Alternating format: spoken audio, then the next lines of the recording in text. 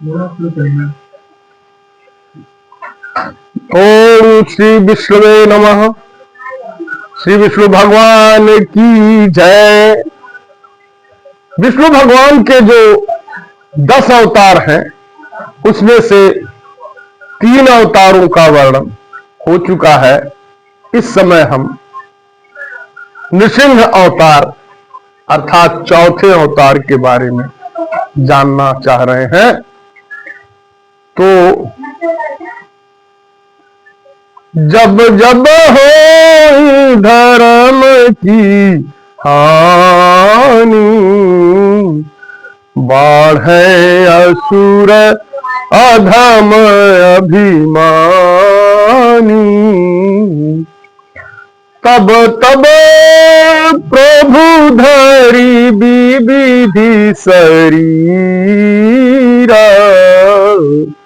करहि कृपा हरहि कृपा हरि सजन पीरा। गीता में भगवान श्री कृष्ण जी कहते हैं, जदा जदा हि धर्मस्य ग्लानिर्भवति भारत, अभ्युत्थानं धर्मस्य तदात्मानं सृजाम्यहम्। अर्थात जब जब धर्म की हानि होती है, पृथ्वी पर जब जब धर्म की हानि होती है, जब जब अधर्म का उत्थान होने लगता है, दुराचार ज्यादा बढ़ जाता है, तब तब भगवान को किसी न किसी रूप में अवतार ग्रहण करना पड़ता है और आत्ताइयों को मारना पड़ता है।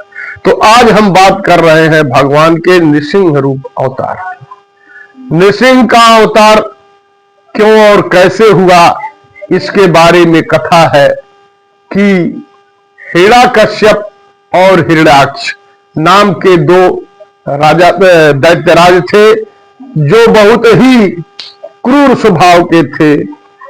तो हिरण्याक्ष को भगवान वाराह रूप धारण करके उसका वध कर दिए थे, लेकिन हिरण्यकश्यप बचा हुआ था।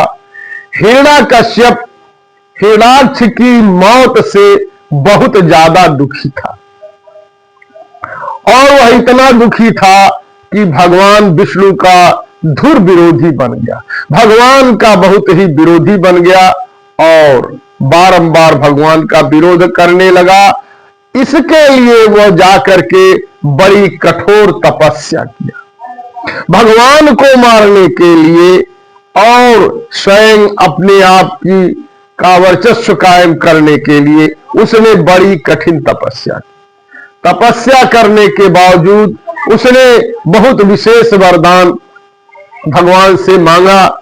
वरदान में अच्छा, जितने भी दैत्य हैं, दैत्यराज, ये सब बहुत ही तपस्या करके अपने मिशन को, अपने उद्देश्य को कामयाब होने के लिए बड़ी तपस्या करते हैं।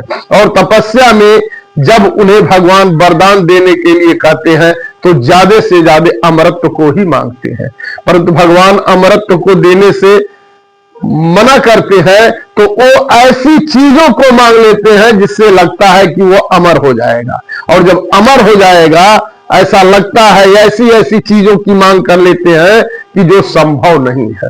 और भगवान उसको, उस वरदान को जब हाँ कह देते हैं तो फिर वो अपना धरती पर उत्पात मचाने लगता है और वो समझता है कि हम कभी भी मृत्यु को प्राप्त नहीं होंगे। तब भगवान को अनेकों विकल्प के रूप में अपने आप को अवतरित होना पड़ता है।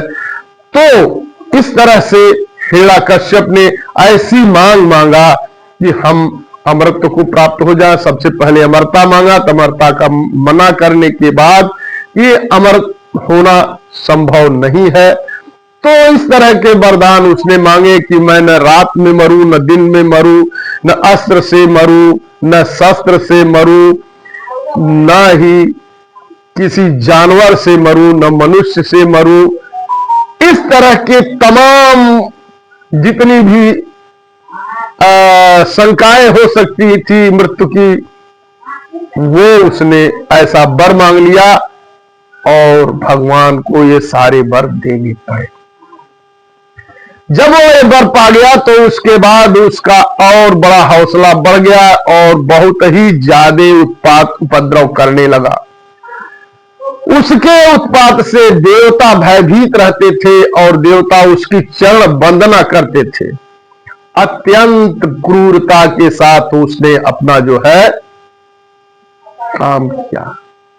जब ये दैत्यराज हिरण्यकश्यप की क्रोध और क्रूरता बहुत ज्यादा बढ़ गई तो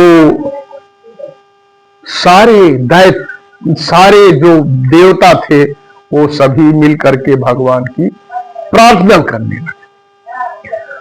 उसी बीच में हिरण्यकश्यप के एक पुत्र प्रहलाद पैदा हुए और प्रहलाद बहुत ही धार्मिक स्वभाव के, संत स्वभाव के, राम के बहुत बड़े भक्त थे। दिन रात वो राम की ही चर्चा, भगवान की ही चर्चा किया करते थे। यह बात जान करके हिरण्यकश्यप को बड़ा ही दुख होता था और वह बहुत परेशान रहता था। हिरण्यकश्यप बार बार इसको प्रहलाद को समझाता था लेकिन वो मानता नहीं था। उसको पढ़ने के लिए भेजते था लेकिन वो जाते नहीं थे। वो दिन रात भगवान की सेवा और भगवान का हरि नाम का, राम राम का चर्चा करते थे। एक बार उसने हिरण्यकश्यप ने बुला करके प्रहलाद को कहा कि तुम